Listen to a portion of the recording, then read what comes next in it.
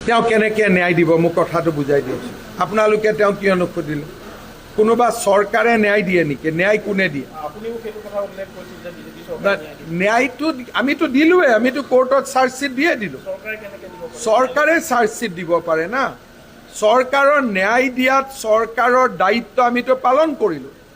তেওঁ ন্যায় কেনেকৈ দিব? তেওঁ জাজৰ কাৰণে ইলেকশ্যন খেলিছে নে চৰকাৰ বনোৱাৰ কাৰণে? সেইকাৰণে মই ভাবোঁ এবাৰ সাংবাদিকসকলে তেওঁক সুধিব যে আপুনি ন্যায়টো কেনেকৈ দিব, মোক বুজাই দিয়ক। যে মুখ্যমন্ত্ৰী এজনে কেনেকৈ ন্যায় দিব পাৰে আমাক চিম্পুল ভাষাত বুজাই দিয়ক। মুখ্যমন্ত্ৰীয়ে কাৰোবাক ফাঁচীৰ অৰ্ডাৰ দিব পাৰে, মুখ্যমন্ত্ৰীয়ে কাৰোবাক জেল দিব পাৰে। তাৰমানে আজি কংগ্ৰেছে কি কৈছে যে আমাৰ হাইকোৰ্টৰ ওপৰত আস্থা নাই, আমাৰ জাজৰ ওপৰত আস্থা নাই, আমি নিজে ন্যায় দিম। এইটো কেনেকৈ ন্যায় দিয়ে? তেনেকৈ যদি ন্যায় দিব পাৰিলেহেঁতেন, মোৰ লিষ্টত কিমান আছে মই ন্যায় দিয়ে দিলোহেঁতেন। আমিতো ন্যায় তেনেকৈ দিব নোৱাৰোঁ। ন্যায় যদি মুখ্যমন্ত্ৰীয়ে ন্যায় দিব পাৰিলেহেঁতেন, যাকে বেয়া পায় তাকে ন্যায় দি দিলেহেঁতেন। আমাৰ গণতন্ত্ৰত ন্যায় দিয়াৰ অধিকাৰ অকল জাজৰ আছে। সেইকাৰণে তেওঁলোকে ইলেকশ্যনত এই দুখদায়ক ঘটনাটোক লৈ ৰাজনীতি কৰিব নালাগে, আৰু সেইকাৰণে আমি ইলেকশ্যনত এই কথাটোৰ পৰা আমি দূৰত আছোঁ। মানে ইলেকশ্যনৰ পিছত আৰু কি হয় মই ক'ব নোৱাৰোঁ। এতিয়াতো প্ৰতিদিন পেপাৰ হৈ থকা নাই, প্ৰতিদিনটো কংগ্ৰেছৰ লিফলেট হৈ আছে। জ্বলাই দিয়াটোক মই ছাপোৰ্ট নকৰোঁ, কিন্তু প্ৰতিদিন পেপাৰ হৈ আছে নেকি? প্ৰতিদিনটো এখন চিধা চিধি কংগ্ৰেছৰ লিফলেট হয়। সেইকাৰণে মানুহৰতো প্ৰতিদিনৰ ওপৰত বহুত খং উঠি আছে। যিমানবিলাক এখন লিফলেট টাইপ হৈ আছে নে নাই? কংগ্ৰেছ প্ৰতিদিনখন পেপাৰ হৈ আছে নেকি? প্ৰতিদিনখন কংগ্ৰেছৰ এখন লিফলেট হৈ আছে। মই জ্বলাই দিয়াটোক সমৰ্থন নকৰোঁ, কিন্তু ইলেকশ্যনৰ পিছত অসমৰ ৰাইজৰ লগত প্ৰতিদিন সম্পৰ্কে ময়ো কথা পাতিম যে আচলতে আমি প্ৰতিদিন পঢ়ি থাকিলে অসমখন কিমান পিছুৱাই যাব, এই কথাটো চিন্তা কৰাৰ সময় আহি পৰিছে। প্ৰতিদিনে কোনদিনাখন বাতৰি কাকতত ভাল কথা লিখিছে কওক? এজন যে টকা নোপোৱাকৈ চৰকাৰী চাকৰি পোৱা ল'ৰা এজনৰ জীৱন কাহিনী আজিলৈকে লিখিছে নেকি? যে এইজন তৰকাৰী বেপাৰী ল'ৰা চৰকাৰী চাকৰি পালে, গতিকে অসমৰ সকলো ল'ৰাই পঢ়িব লাগে, ক'ৰবাত লিখিছে নেকি? গতিকে প্ৰতিদিনৰ ওপৰত মানুহৰ বহুত খং আছে। মই জ্বলাই দিয়া অগণতান্ত্ৰিক কামক মই সমালোচনা কৰোঁ, কিন্তু মই ভাবোঁ যে অসমৰ ৰাইজে প্ৰতিদিন পঢ়া বাদ দিব লাগে।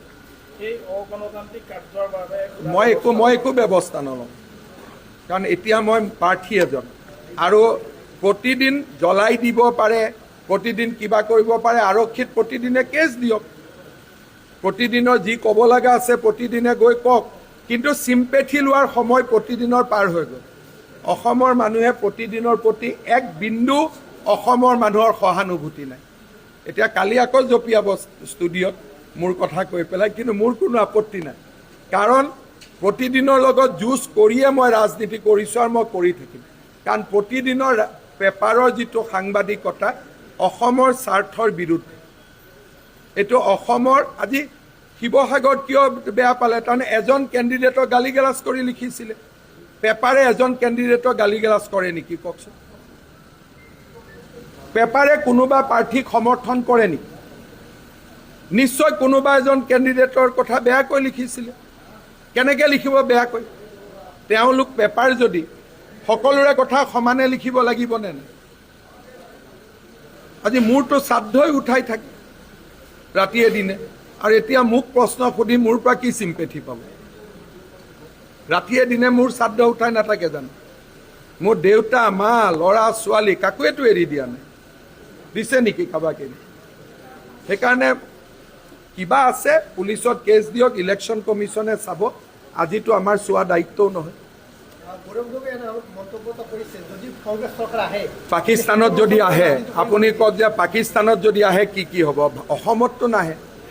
যদি পাকিস্তানত আহে কি কি হ'ব মোক প্ৰথমতে মই তেওঁক সুধিম যে তেওঁৰ পৰিবাৰৰ পাকিস্তান একাউণ্টটো এফিডেভিটত কিয় শ্ব' কৰা?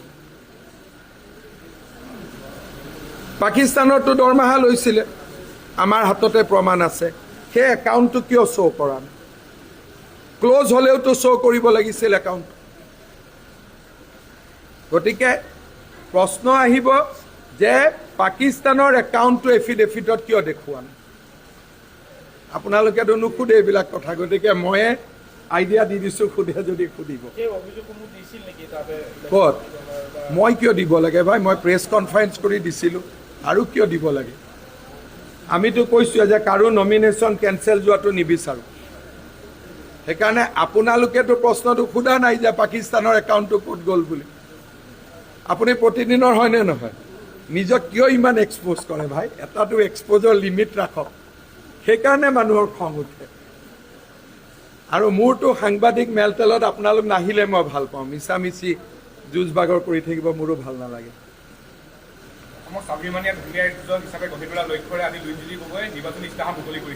ভগৱানক প্ৰাৰ্থনা কৰিছোঁ ইলেকশ্যনৰ পিছত যাতে তেওঁৰ বিয়াখন হয়। মানে মই বিচাৰিছোঁ তেওঁৰ যাতে বিয়াখন হয়। ইলেকশ্যনৰ ৰিজাল্টৰ লগত বিয়াখন ধৰি ৰাখিব নালাগে, বিয়াখন যাতে তেওঁৰ হয়, ভগৱানক সেইটোকে কামনা কৰিছোঁ। ইমান এটাই ক'লোঁ যে ভগৱানক প্ৰাৰ্থনা কৰিছোঁ এইবাৰ যাতে তেওঁৰ বিয়াখন হয়। ৰিজাল্টটো ইলেকশ্যনত হাৰক বা জিকক, তেওঁৰ যাতে বিয়াখন হয়।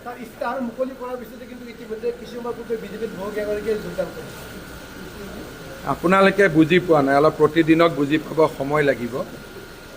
ইলেকশ্যনৰ দিনা, ৰিজাল্ট দিয়াৰ দিনা যিটো ৰিজাল্ট ওলাব, সিদিনাখন কি কি কৈ কেনেকৈ নিজৰ কথাবোৰ ওলোটা কৰিব সেইটো চিন্তা কৰি থক খালি আজিৰ।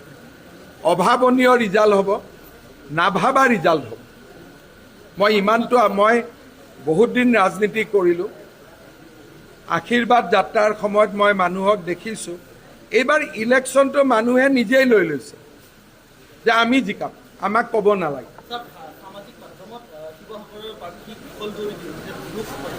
মইতো জানাত সামাজিক মাধ্যমত শিৱসাগৰৰ প্ৰাৰ্থী অখিল গগৈৰ বিৰুদ্ধে বিৰূপৰ পৰা বিৰূপ প্ৰতিক্ৰিয়া হৈ আছে। এতিয়া কোনটো সামাজিক মাধ্যম চাব, এইটো আপোনাৰ ওপৰত কথা। অখিল গগৈকতো শিৱসাগৰ মানে চুমা বাবা বুলিয়ে কৈ আছে, আৰু গোটেই সামাজিক মাধ্যম খুলিবই নোৱাৰে। খালি অখিল গগৈৰ ওপৰত প্ৰশ্ন আহি আছে যে প্ৰণৱ বড়োক কেনেকৈ মাৰিছিলে, কেনেকৈ ইমান ল'ৰা ছোৱালীক বেয়া কৰিলে, কেনেকৈ অসমখনক আন্দোলনমুখী কৰি তুলিলে। মইতো সামাজিক মাধ্যম খুলিলেই অখিল গগৈৰ বিৰুদ্ধে পাই থাকোঁ। ডিপেণ্ড কৰে এলগ্ৰথিয়ামৰ ওপৰত আপুনি কি চাই ভাল পায়। সামাজিক মাধ্যমটো এনেকুৱা বস্তু, যি চাই ভাল পায় তাতে অলপ দেৰি ৰখি দিব, সেইখনকে আহি থাকিব। গতিকে আপোনাৰ তাত যিটো আহে মোৰ তাত সেইটো নাহে।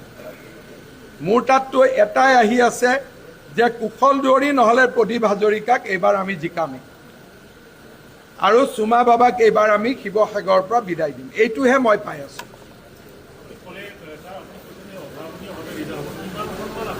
কোনো মই এতিয়া ডেট সংখ্যা দিব পৰা পৰিৱেশতে নাই। মানুহেতো 126তকৈ ওপৰত দিয়াত আছে। সেইকাৰণে অভাৱনীয় ৰিজাল্ট হ'ব, বাউণ্ডৰীত নাথাকে, ছিক্সাৰ হ'ব। সেইকাৰণে আজি ৰিজাল্টৰ আন্দাজ কোনেও দিব নোৱাৰে, কিন্তু প্ৰতিজন অসমীয়া ভাৰতীয় দৰিদ্ৰ মধ্যবিত্ত মানুহে এবাৰ সিদ্ধান্ত লৈছে বিজেপিক ভোট দিমেই। এতিয়া আমাৰ হাতত আৰু ইলেকশ্যনটো নায়েই, ৰাইজে নিজেই লৈ লৈছে ইলেকশ্যন। মইতো নিজে দেখিছোঁ, গাড়ীত মই গৈ থাকোঁ, একেবাৰে 90 বছৰীয়া মানুহ দৌৰি আহে, 90 ইয়াৰ্ছৰ মানুহ। এনেকুৱা দৃশ্য মই কেতিয়াও দেখা নাই। সেইকাৰণে চিটৰ গন্তি কৰা মই বাদ দিছোঁ। অভাৱনীয়ভাৱে এইবাৰ বিজেপিয়ে জয়লাভ কৰিছে। দিছপুৰ সমষ্টিটো মিনিমাম 80,000 ভোটত জিকিব, মিনিমাম 70ৰ পৰা 80,000 ভোটত আমি লিড ল'ম। আজি লিখি লওক দিছপুৰ সমষ্টিত 70 to 80, জালুকবাৰীৰ লগত সমানে সমানে যাব। দিছপুৰত ভোট বেছি কাৰণে মাৰ্জিনটো জালুকবাৰীতকৈ 2,000 বেছিও হ'ব পাৰে।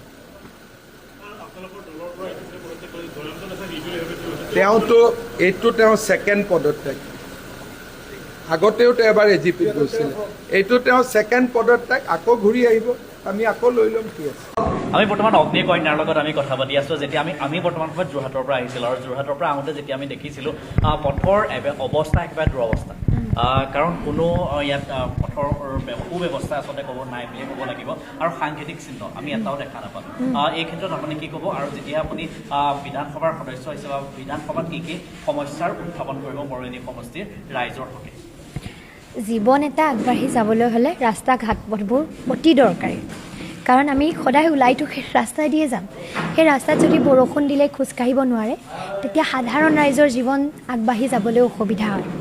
আজি আপুনি মৰিয়নি সমষ্টিত হয়তো ঘূৰিছে, সাংবাদিক হিচাপে আপোনালোক সকলো অঞ্চললৈকে যায় আৰু দেখিছে যে কি হ'ল ইমান বছৰে, পঞ্চায়তে গাঁৱে গাঁৱে একেই অৱস্থা। আপুনি কি বিষয় ল'ম যাম সুধিছে। মূল সমস্যা মৰিয়নি ৰাইজে খোৱা পানী পোৱা নাই, চিকিৎসা সেৱা অভাৱ, হস্পিটেলত ডক্টৰ নাপায়, টেষ্ট কৰিবলৈ মেচিন নাপায়, ঠায়ে ঠায়ে ওচৰতে চিকিৎসাটো কোনেও পোৱা নাই। গতিকে চিকিৎসা সেৱাৰ ব্যৱস্থা, ভাল শিক্ষানুষ্ঠান য'ত ছাত্ৰ ছাত্ৰীয়ে ছায়েন্স আৰ্টছ কমাৰ্চ ইচ্ছা কৰিলে হায়াৰ ছেকেণ্ডেৰীত পঢ়িব পাৰে, কলেজত পঢ়িব পাৰে, সকলো প্ৰান্তৰ ল'ৰা ছোৱালীৰ বাবে অসুবিধা। সীমা সমস্যা আছে, অসম নাগালেণ্ড সীমা সমস্যা, 20,093 হেক্টৰতকৈ অধিক মাটি দখল হৈছে, ৰাইজ নিৰাপত্তাহীনতাত ভোগে।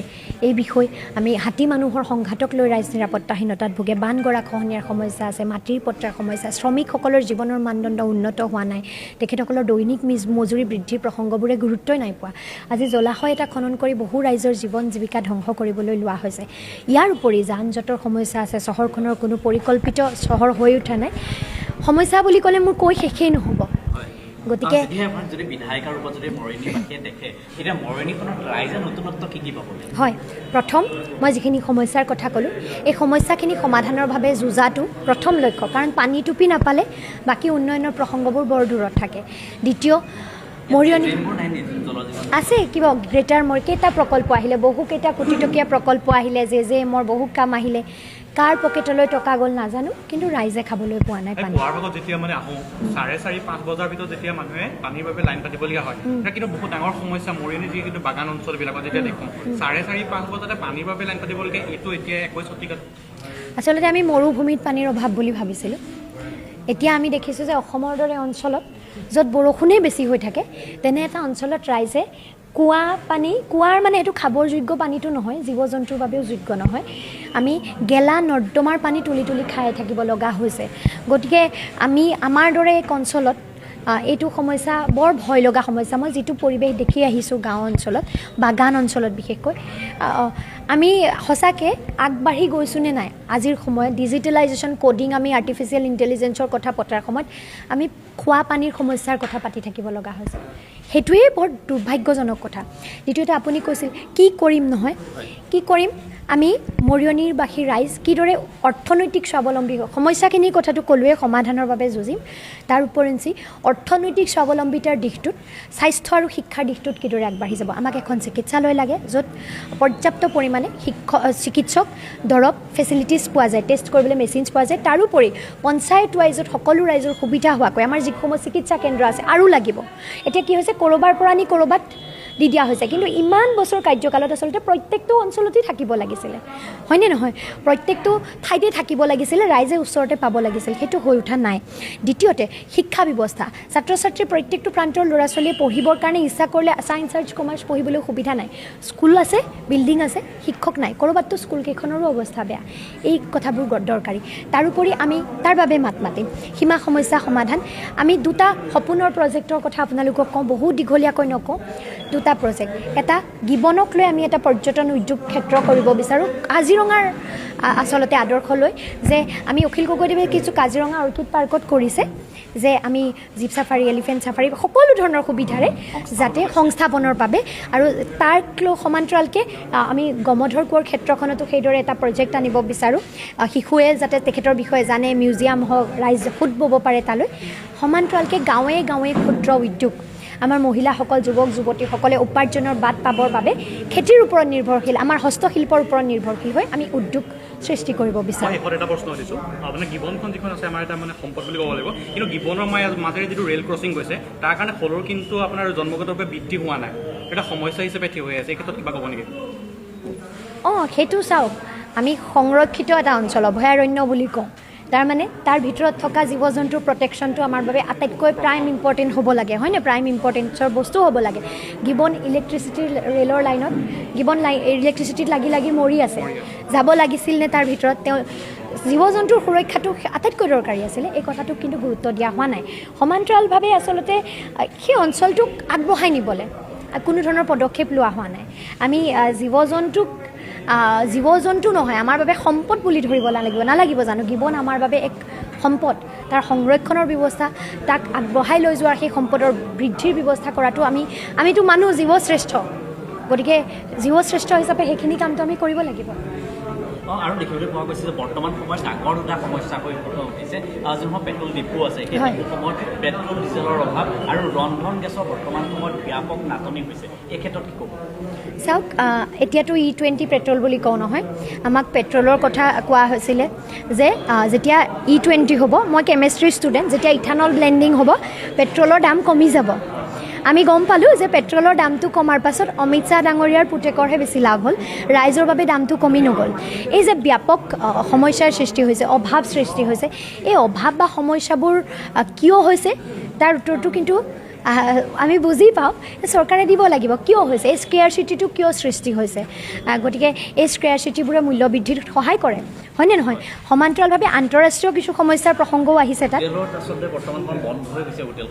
হয়, আপুনি যদি ৰন্ধন গেছ নাপায়, আমি হোটেল বন্ধ হ'ব, তেল নাপায়, আমাৰ গাড়ী চলাটো বন্ধ হ'ব, হয়নে নহয়? ইন্ধন। গতিকে এই বিষয়বোৰৰ ক্ষেত্ৰত স্কেয়াৰচিটি সৃষ্টি হ'লে মূল্য বৃদ্ধি হয়। তাৰ ক্ষেত্ৰত আন্তঃৰাষ্ট্ৰীয় কিছু সমস্যাও থাকে, আন্তঃৰাষ্ট্ৰীয় সমস্যাবোৰ ডিল কৰিব পাৰিব লাগিব নহয় বৈদেশিক দপ্তৰে। আমাৰ দেশৰ ভিতৰত কিয় স্কেয়াৰচিটি হৈছে তাৰ উত্তৰটো দিব। এইখিনি আমাৰ আটাইতকৈ প্ৰয়োজনীয় সুবিধা, ৰন্ধন গেছ, পেট্ৰল, এইবোৰৰ যদি মৌলিক প্ৰয়োজন যদি যোগান ধৰিব নোৱাৰে, তাৰ ব্যৱস্থা নাথাকে, তেতিয়াহ'লেতো আমাৰ সমস্যাৰ সৃষ্টি হ'ব। বাকী মই সকলো ৰাইজক মোৰ বাবে আশীৰ্বাদ কৰিবলৈ অনুৰোধ কৰিছোঁ, মোক সহযোগ কৰিবলৈ অনুৰোধ কৰিছোঁ। মনত কিছু সপোন লৈ আগবাঢ়িছোঁ, মৰিয়নিবাসী ৰাইজে সহায় সহযোগ কৰিব বুলি আশা কৰিছোঁ। মোৰ সময় যথেষ্ট কম, গতিকে আজিলৈ মই যাব লাগিব বেলেগ এখন মিটিঙলৈ, মই বিদায় লৈছোঁ দেই।